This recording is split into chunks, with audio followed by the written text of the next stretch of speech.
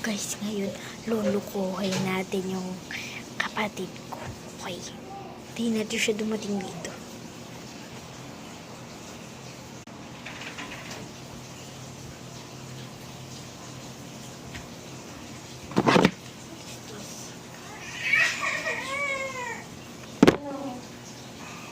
What?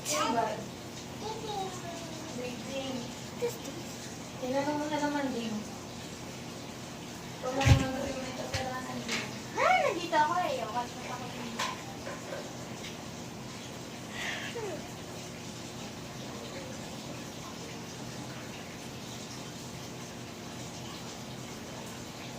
Chico!